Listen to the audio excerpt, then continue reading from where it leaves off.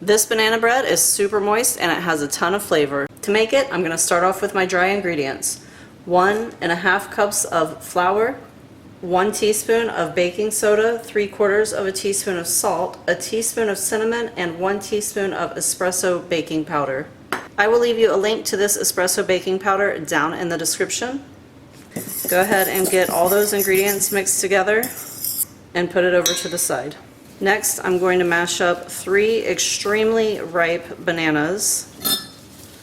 And these are so ripe they are on the verge of not being good anymore, but they are going to make fantastic banana bread. Obviously, if they are moldy or anything like that, you want to go ahead and toss them and use something not quite so ripe. So I'm mashing these to the consistency of like chunky applesauce. And this made right around 1 cup. In a separate bowl, let's mix 1/2 cup of very soft butter with 3/4 of a cup of brown sugar, and we are going to cream that together.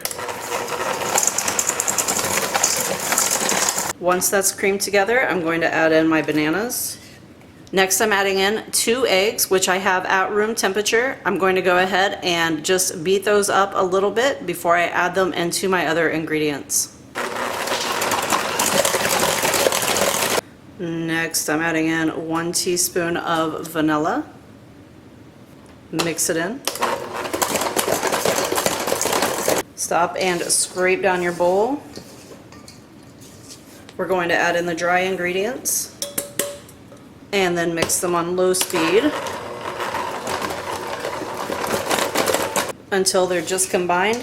Then go ahead and scrape your bowl again and fold in any of that flour that was sticking to the sides. This is also the time, if you have any mix-ins that you want to add, such as like a cup of nuts or coconut or chocolate chips or whatever you want to put in. I'm not adding anything today, but that is totally up to you. And now we pour this into a prepared loaf pan. To prepare your pan, cover the inside all the way with butter and then do a layer of flour over top of that. Give it a little shake down to even it out.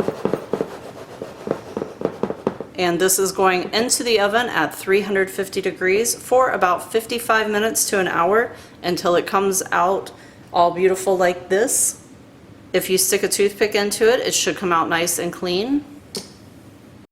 We are going to let this banana bread rest for 10 minutes before we transfer it over to a wire rack and then let it cool completely before you cut it. Don't forget to like, share, subscribe, and comment down below. Thank you so much for watching and happy cooking, everyone.